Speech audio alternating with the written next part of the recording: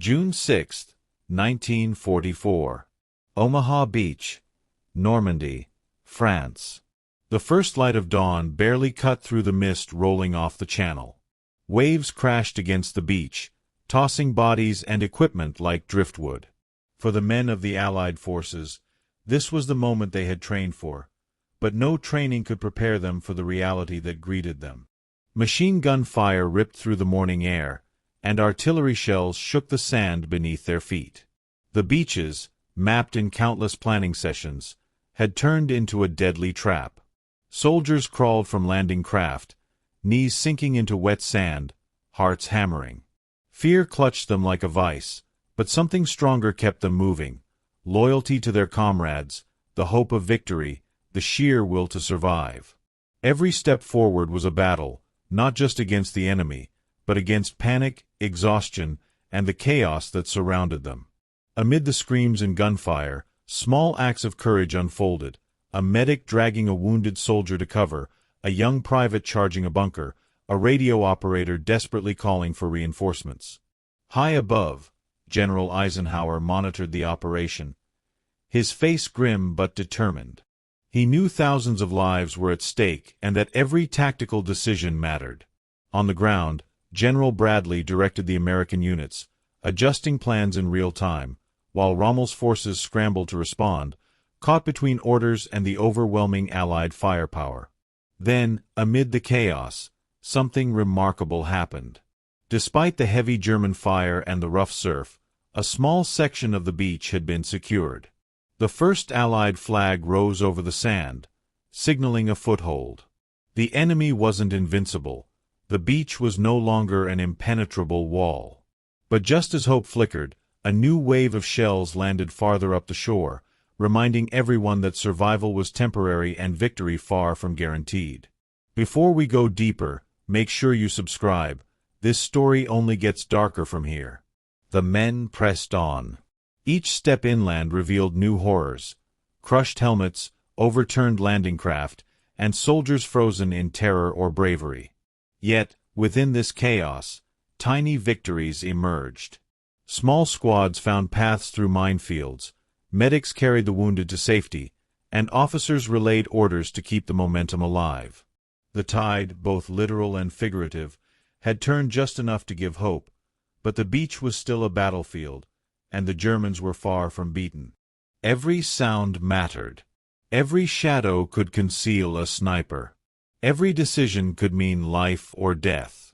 And somewhere in Berlin, Hitler sat unaware of the precise disaster unfolding on his coast, a disaster that would change everything. The first steps on Omaha Beach were more than a landing. They were the opening chapter of a historic gamble that would decide the fate of Europe.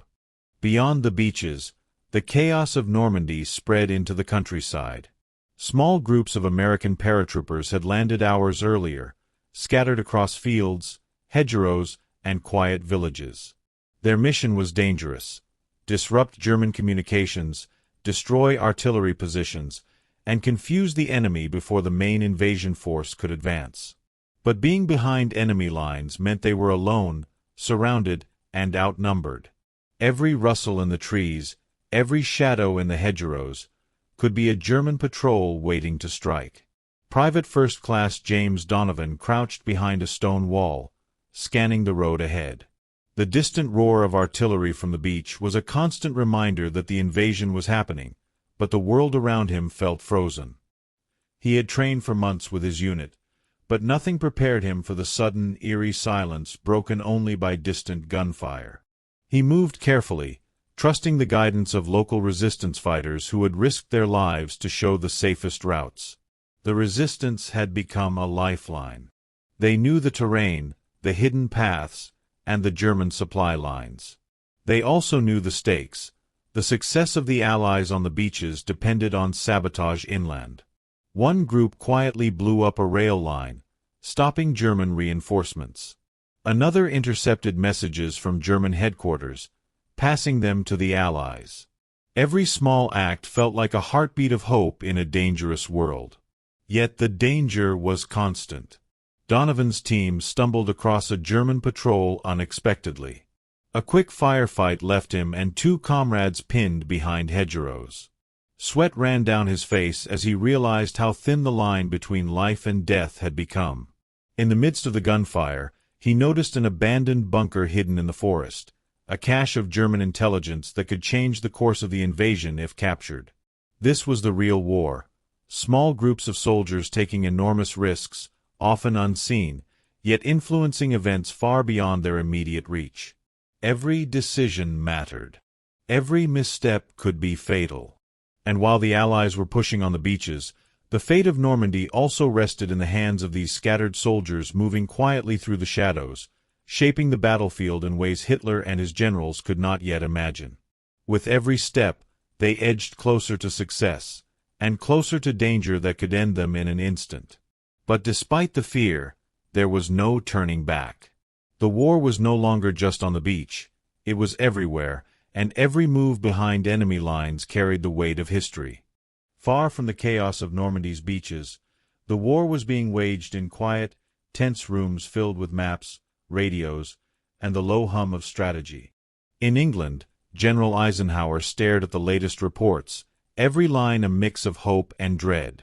The invasion had begun, and 156,000 troops were ashore, but victory was far from guaranteed. He knew one wrong move could turn triumph into disaster. Every decision weighed heavily, not just on the soldiers fighting, but on the outcome of the war itself. Across the English Channel, Field Marshal Montgomery was coordinating the British and Canadian landings on Gold and Sword beaches. Every minute brought new updates, where the troops had broken through, which positions were still under fire, and which units needed reinforcements. His calm, precise demeanor masked the tension inside. The Allies had planned this invasion for months, but no plan survived first contact with the enemy.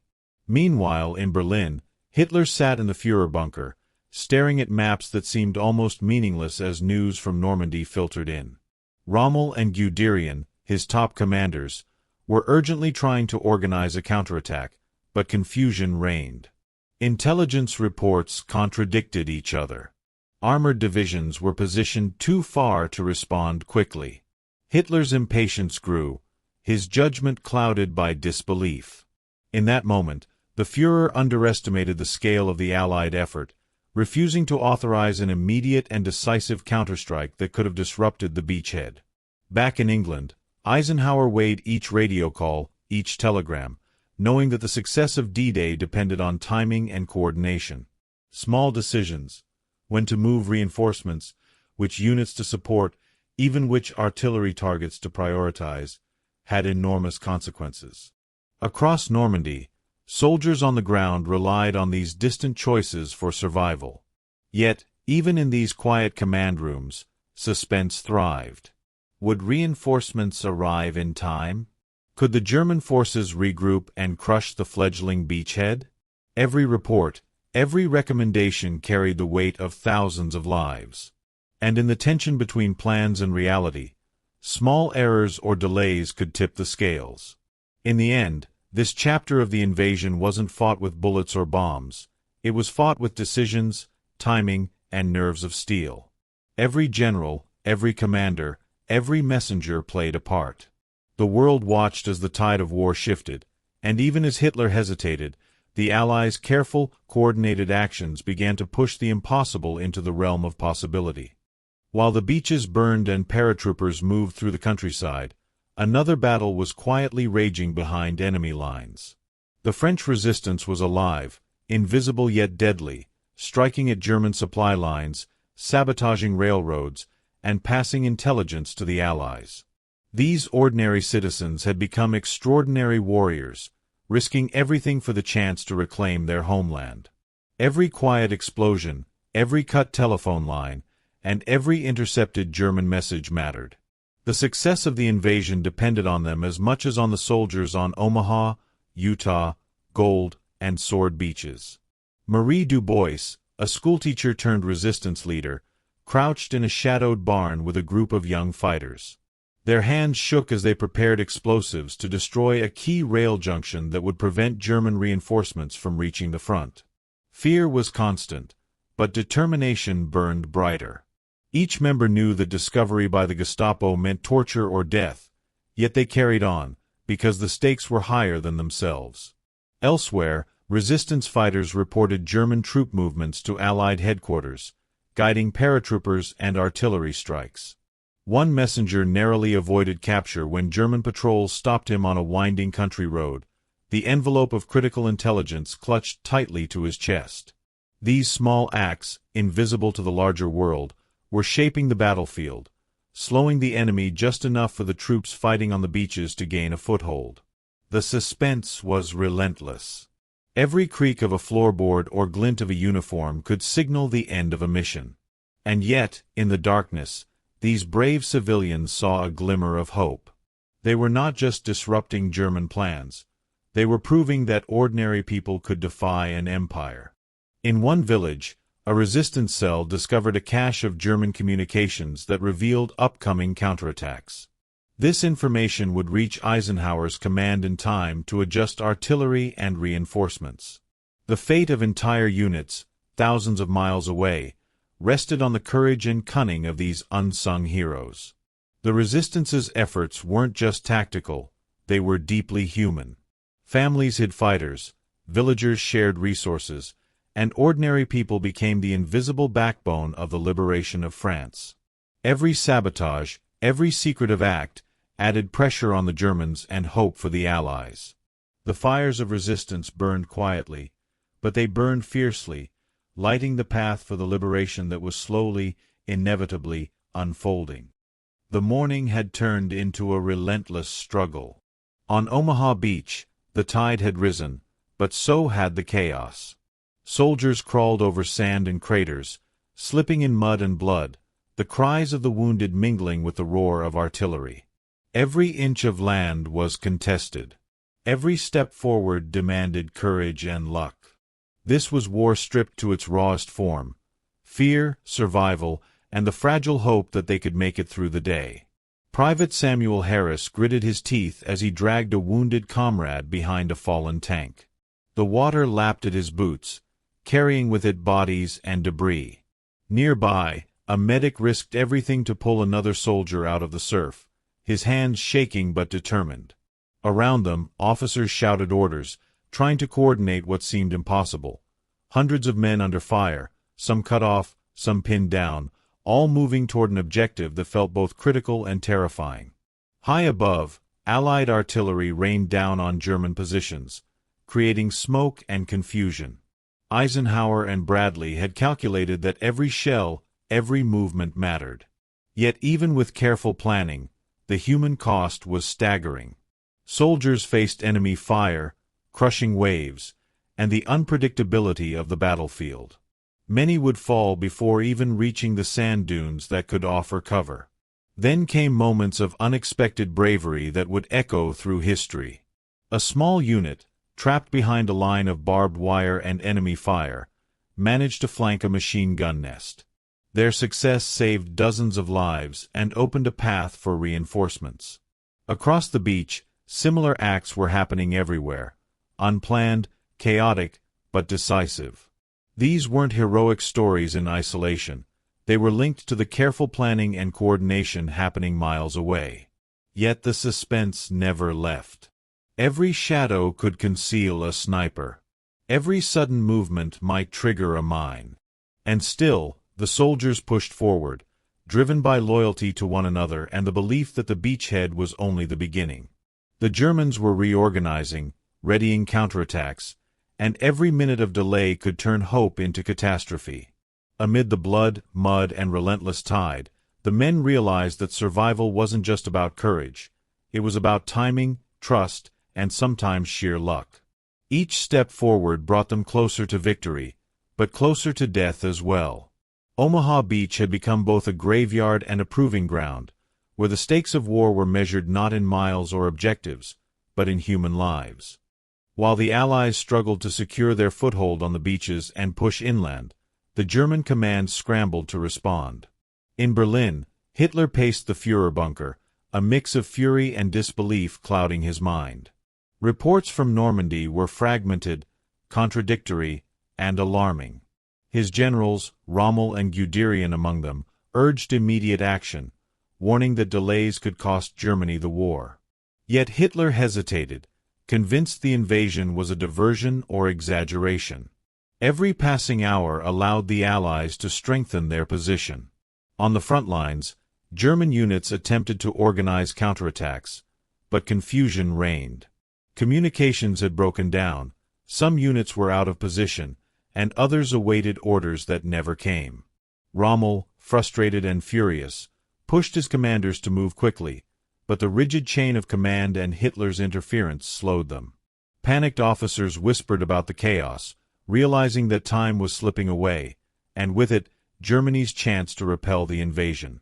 Back in Normandy, American and British troops noticed the shifts in enemy positions. Where resistance had been fierce earlier in the day, some German units had hesitated, leaving gaps. Paratroopers and infantry alike seized these fleeting openings, pressing forward with everything they had. Yet the threat was far from over. Counterattacks could strike at any moment, turning hope back into horror. The suspense was relentless. Would German armored divisions finally reach the beaches in time to crush the Allies? Could the soldiers holding the first lines withstand the incoming assault? Every movement of tanks, every radio message, every decision mattered. Mistakes could be fatal, but hesitation could be worse. Then came the twist that would shape history. Hitler, still convinced that the Allied landings were limited, refused to authorize a decisive armored strike.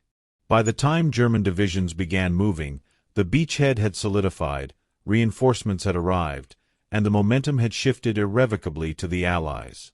The very hesitation of Hitler and the disarray in German command became an unintentional advantage for the soldiers fighting in the mud, sand, and chaos of Normandy. As night approached, the Allies had not only survived, they had gained ground. The German counterstroke, meant to destroy the invasion before it began, had faltered.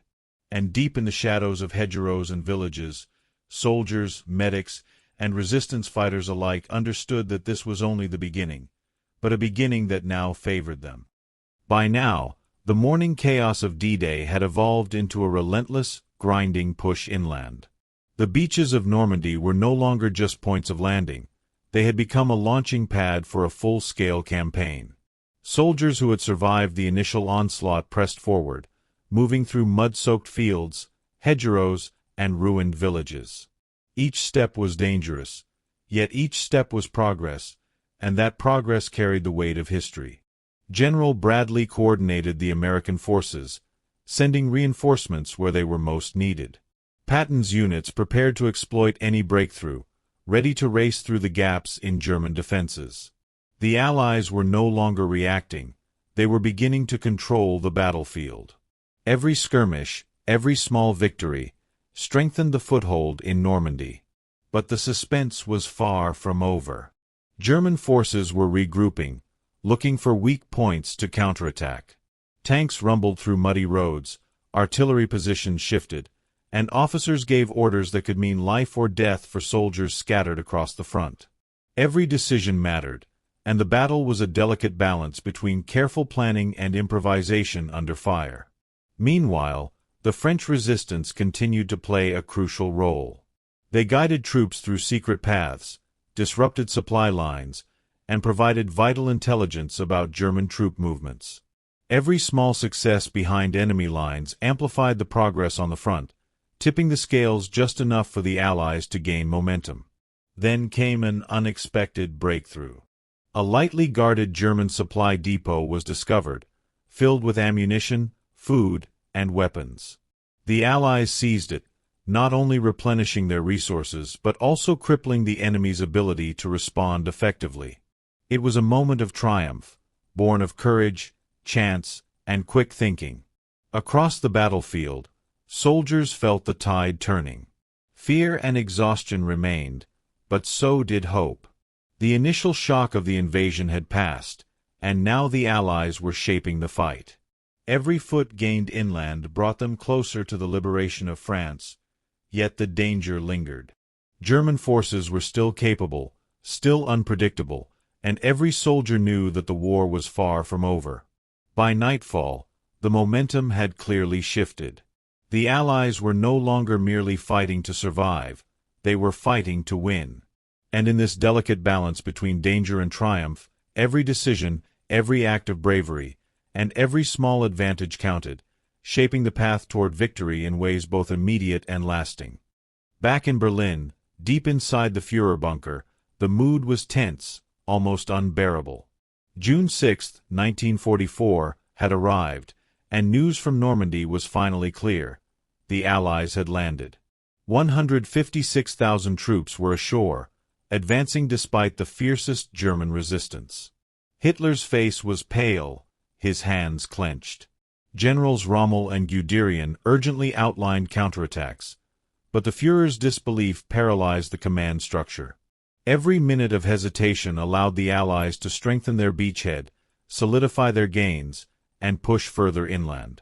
Hitler had always believed in decisive, overwhelming responses. Yet now, with the reality of D-Day laid bare, he refused to authorize a swift armored counterstroke. Conflicting reports, delays in intelligence, and his own stubborn certainty froze German action at a moment when swift, coordinated attacks might have repelled the invasion. The weight of history was pressing down in the bunker, and Hitler's indecision would soon prove catastrophic. Thousands of miles away, Allied commanders sensed the shift. Eisenhower monitored reports of small breakthroughs, Bradley moved reinforcements to critical points, and Patton prepared to exploit the momentum. The invasion, once a perilous gamble, was becoming a strategic success. Meanwhile, paratroopers and infantry pushed through hedgerows and villages, and resistance fighters continued to sabotage supply lines behind German lines. Every piece of the puzzle fit together to create a larger picture of Allied victory. The human cost had been immense, yet the courage, determination, and resilience of ordinary soldiers and civilians had turned the tide. On the beaches, the wounded were evacuated, small victories celebrated quietly, and each surviving soldier became part of a force that was changing the course of the war. And then the final twist. Hitler, convinced the landing was a feint, doubled down on defensive caution instead of decisive action. His refusal to act swiftly ensured that Germany's counterattacks would be too little, too late. The foothold the Allies had fought so hard to establish would grow into a bridgehead that could not be reversed. The invasion had succeeded, not because of luck alone, but because human courage, intelligence, and relentless action had overcome fear and chaos. If you want more WW2 stories like this, filled with hidden moments and untold perspectives, subscribe so you never miss the next chapter of history.